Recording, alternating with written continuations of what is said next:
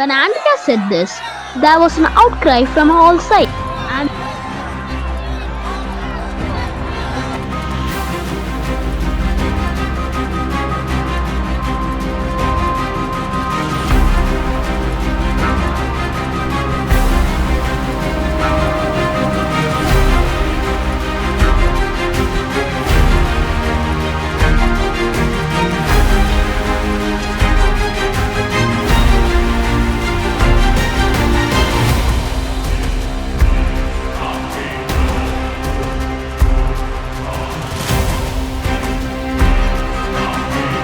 You're insulting the court by saying so.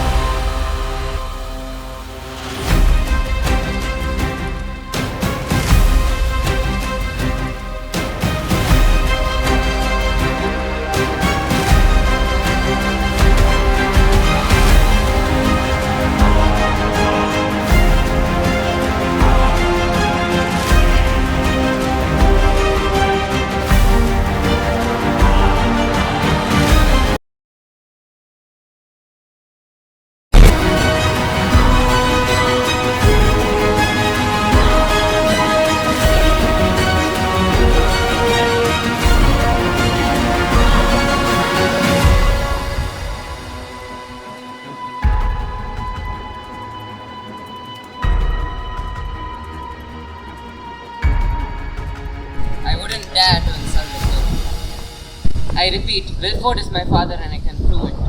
On the night I was born, at number 28, Rue de la Fontaine, my father told my mother that I was dead and he buried me in his garden. I can show you the piece of cloth that he buried me with as proof. It has the letters H and N embroidered on it. But someone was hiding in the garden and thought that he was burying a treasure.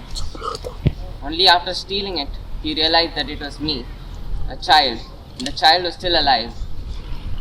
He took good care of me, but I stole from him and I told lies. Later, I robbed the house and ran away. And where are the proofs of all this? What more proof do you need? Look at his face. everyone now looked at the state prosecutor. No. His bowed head was in his hand. What is useless? What do you mean? I mean, what he says is true. Andrea was taken away by two policemen. The trial is postponed. We shall look into the case again, and there will be a new trial. Wilford reached his home. He was soon followed there by the Count of Monte Cristo.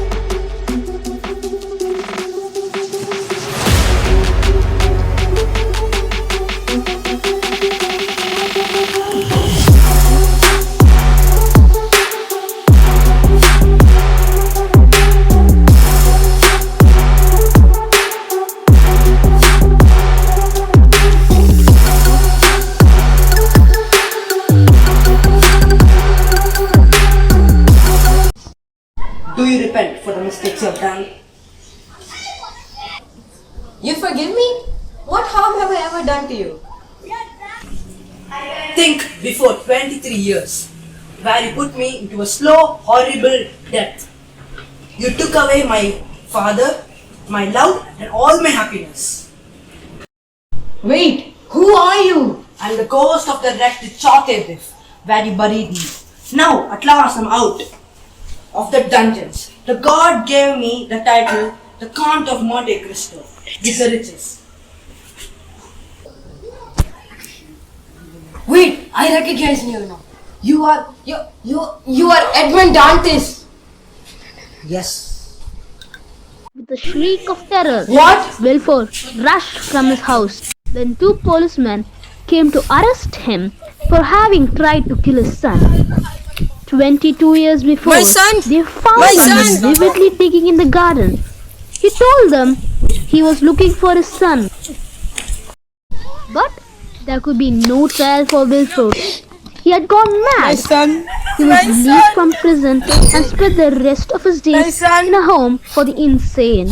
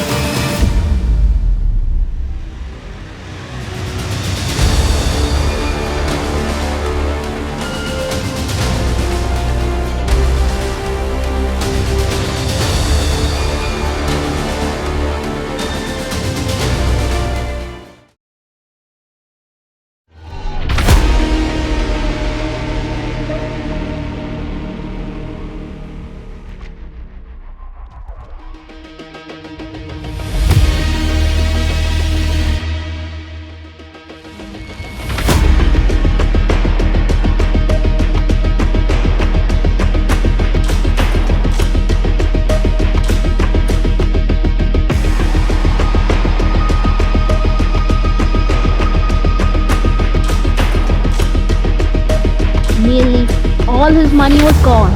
When Andrea Cavalcanti was arrested, Marmy Dranglers and Eugene decided they had enough of the Baron and they went away to live with friends. Now he was sitting alone in his office looking at his accounts. Although he had lost all his money, he still held many belonging to others because he was a banker. 5 million francs in his safe belonging to a hospital. The hospital would soon be drawing out all this money to build a new big building, million francs, and flee to Italy. There, he would start a new life with the stolen money. He would build up another business for himself. He would soon be rich again, he thought. A few days later, Danglars arrived in Italy. He traveled to Rome and there he lodged in a hotel. He took a good room, ate a fine dinner and went to bed. He slept soundly, happy that he had plenty of money with him. Danglars would look around Rome and the day after that he would see about his new business. He spent the morning riding around Rome. Although he could speak no Italian, Danglars managed fairly well.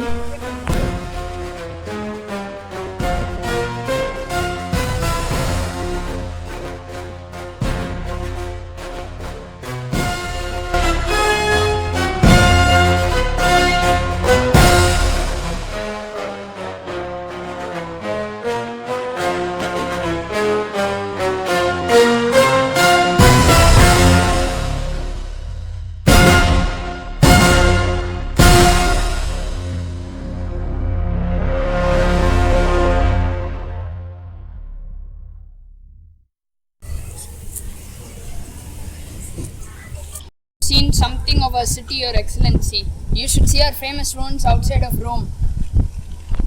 Who had always been happy to be called Your Excellency, felt very flattered. He handed some coins to the man. I'll see the ruins. But first, I need to go to the bank. Is there a carriage? Here is a coachman who will do whatever you say, Your Excellency. I can recommend him.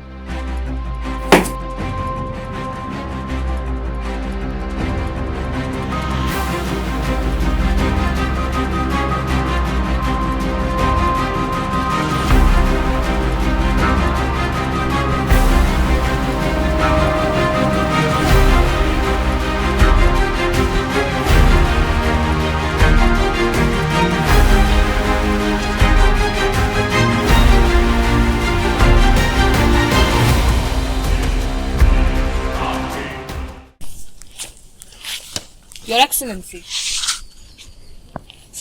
Please step into the carriage, Your Excellency.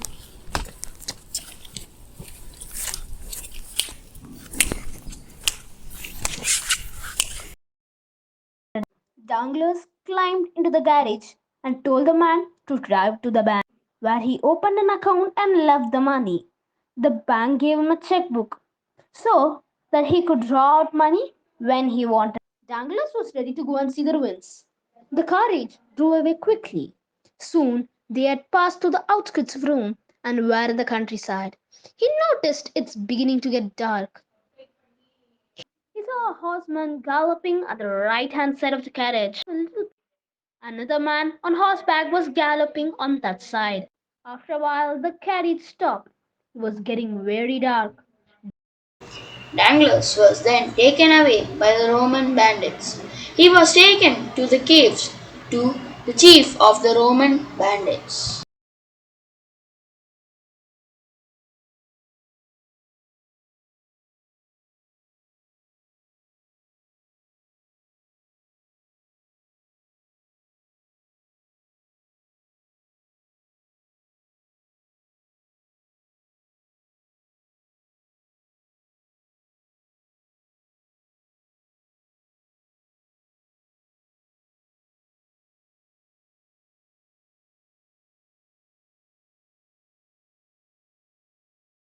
Good heavens, I have another idea.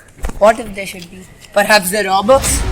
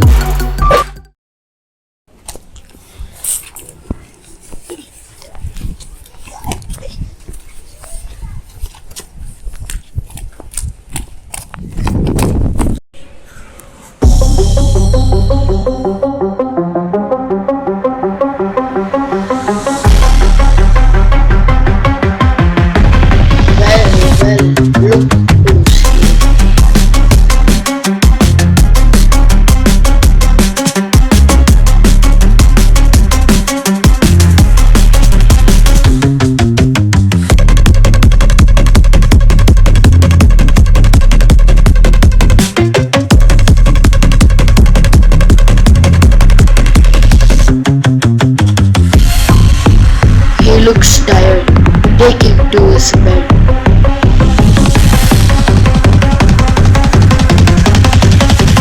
That means it's my grave. No, leave me.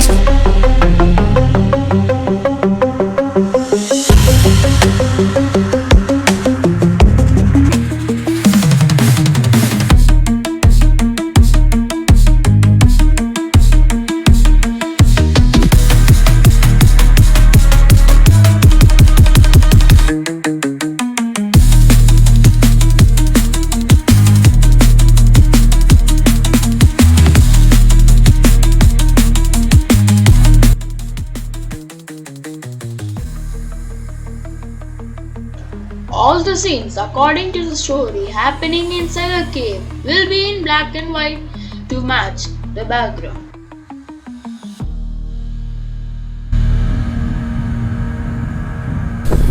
After a good night's sleep, Dangles awoke. He did not realize at first where he was. Then he remembered. Yes. I think I am in the hands of the bandits who also captured Albert Morchef. They have not killed me or wounded me yet, but perhaps they have robbed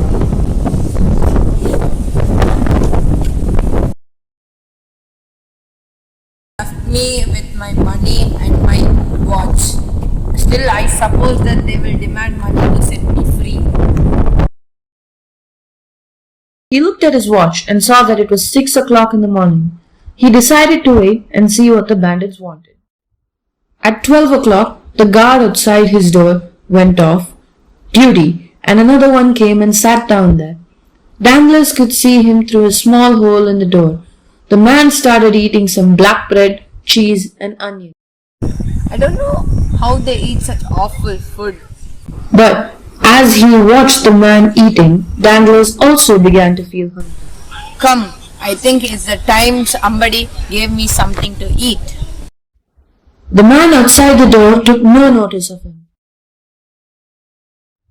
At 4 o'clock in the afternoon, another guard came on duty. This man had brought with him some peas stewed with bacon, a basket of grapes, and a bottle of wine. Danglars' mouth began to water. Excuse me, aren't they going to give me any dinner? Yes, that's your excellency. Happen to be hungry? Happen to be hungry? I even haven't eaten for 24 hours. Yes, I'm hungry. Yes, if it's possible, make it quick. Of course. Here you can eat whatever you wish for as long you pay for it. Here, this is the custom rule for all honest people. Of course, although who you capture or imprison, at least you ought to feed their prisoners. Excellency, this is not the custom here. That's a poor reason, but anyways, get something to eat. What would you like to eat? Just give orders. You have a kitchen and cook here? Yes, a good one. Well, this is like being in Paris. Very well, then I'll have a roasted chicken. A roasted chicken for your excellency.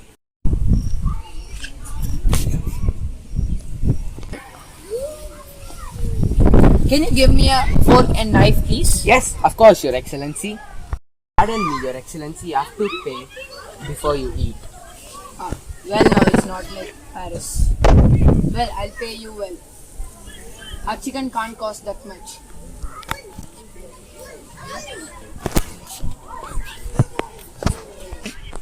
Wait for a moment, your excellency. You still owe me something. How do I owe you anything? You just have given me 1 piastre. Only 1 piastre, isn't that enough? No, your excellency, you owe me 16,666 piastres. You're joking. That's very funny. You have to pay. Aren't you joking? We never joke here. You don't know how hard it's to grow chickens in this cave. Come, that's very funny. I agree. But please give me something to eat. Anyways, you have another pastry. Now that leaves you 16,665 piastres. I shall collect it in time. If you think that, then you don't know me. You'll never get the money out of me. Come, don't keep me starving here. Please tell me what you want from me. No, your excellency, you must say what you want with us, and then we'll carry them out. Then get me something to eat quickly. I want to eat. What would your excellency like to eat? A piece of dry bread because the chicken is beyond all the prices.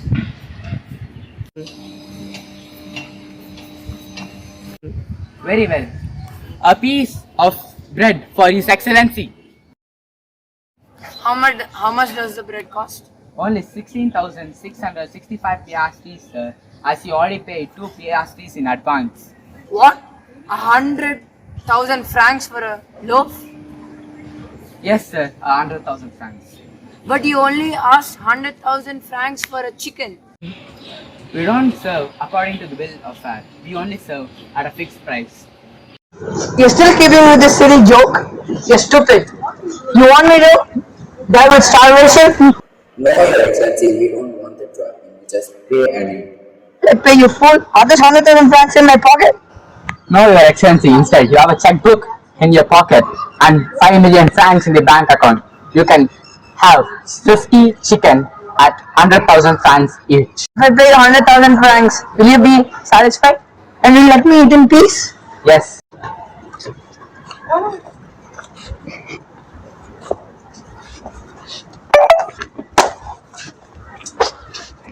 Now at least tell her you want to take all my money. It's possible they can take it, but they won't do that because I don't know why. Who's your master? The person you saw him when you came here first. Let me see him. Certainly.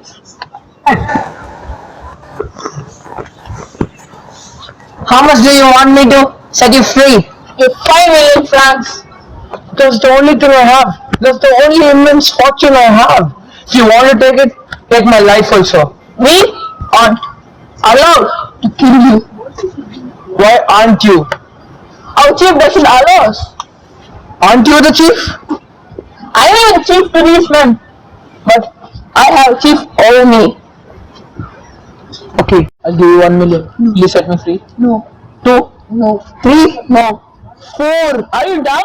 You're trying to compare 4 million francs with 5 million francs. You're trying to bargain with me, banker? Well then, I'll defer you. To kill me, you can, but I'm not gonna sign another check. Just as you please, Your Excellency.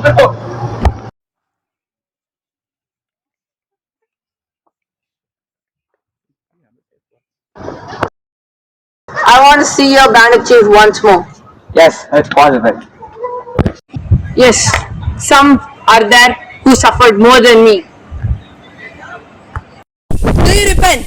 Indeed, I'm sorry for the evil I have done. The Count of Monte Cristo! No, I'm not the count.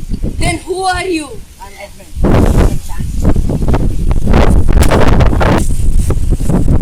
Rise up, danglers! Do you remember me? I was betrayed by you 23 years ago. You put me to a slow, horrible death. Do you remember me now? The 50,000 francs you're left with, you can have it. The 5 million francs, I've sent it to the hospital. Now you can have dinner and go free. Remember that when Dantès found his fortune on the island of Monte Cristo, he went to Marshall's calling himself Lord William. There he purchased the house in which his father had lived, for this house was a part of his youth and a part of his happy time when he and Mercedes were betrothed. The time before he knew the agonies of life in Chateau d'If. Here, where he took Mercedes and Albert after they had fled from the home of Count of Monte. In this house, Mercedes and her son found peace and solitude, away from the distress which they had recently suffered. so far as the Mercedes, he walked through the house and into the garden beyond. He paused for a moment, looked at the tree, covered with 5 jasmine flowers. Under the tree, a figure was sitting. It was Mercedes. The tree had its 5 blossoms and the figure seated beneath. It found a picture which seemed to own Dantès so that he was unable to move. Then Mercedes looked up and saw it. I come here to say goodbye, Mercedes. Going away, Edmond? Yes, I'm going. My vengeance is complete. You say that your vengeance is complete, but am I not the one that wrongs you the most? You caused the death and destructions of all those men who had betrayed you. Yet you have spared me. But I do not wish to be spared. I live only because I cannot die. Mercedes, you have every reason to hate me. I'm the cause of all your misery. Yet you do not seem to hate me. You seem only to pity me. No, Edmond, I do not hate you. You spared my son's life, and I thank you for that. I can't thank you enough for that, actually.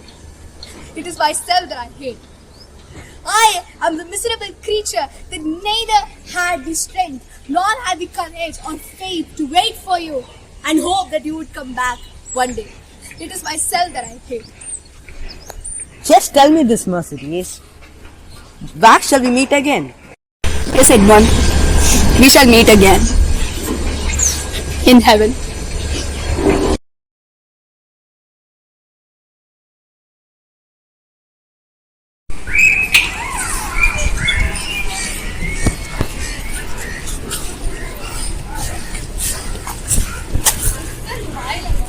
I am coming back.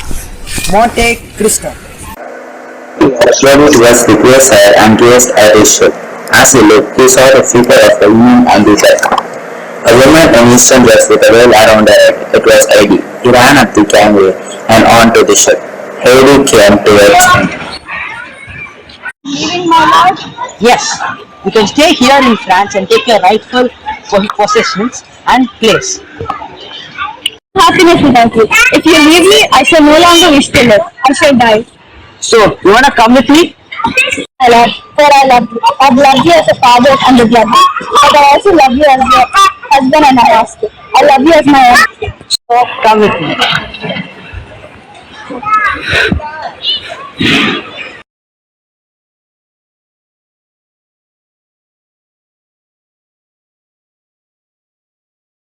And so it happened that about 6 o'clock the next evening, a fine yacht was seen gliding out of the harbor of Marseilles.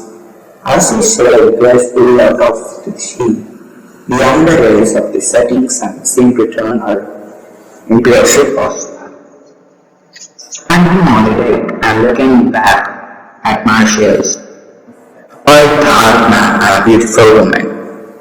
Only these two objects, the statue standing on island and the yacht out at sea, were touched by the rays of the sun. As it began to sink behind the surrounding hills, the statue seemed to be saying farewell to the yacht. The rest of Marseilles was already shrouded in the approaching night. The château, half hidden in growing darkness, was only part of the evening sun. Edmond and Heidi now turned away their eyes from Marseilles and looked towards the east, towards the island of Monte Cristo.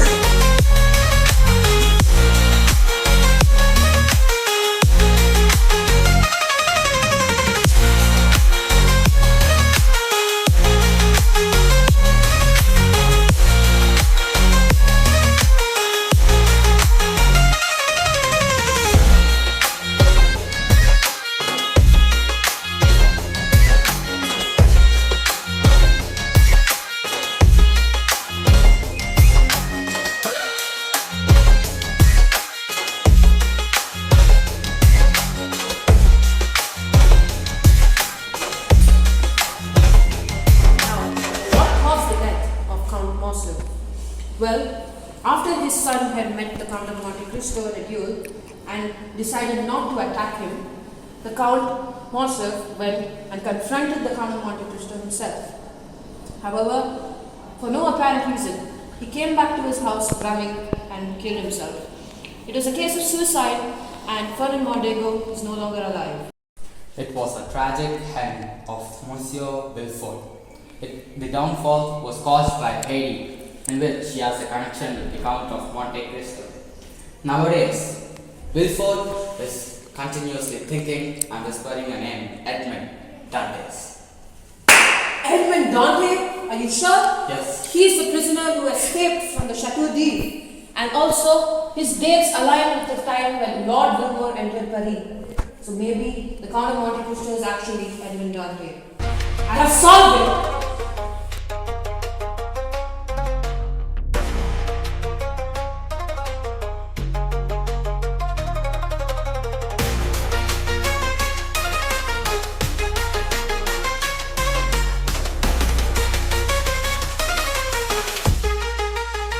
It's Sanjit!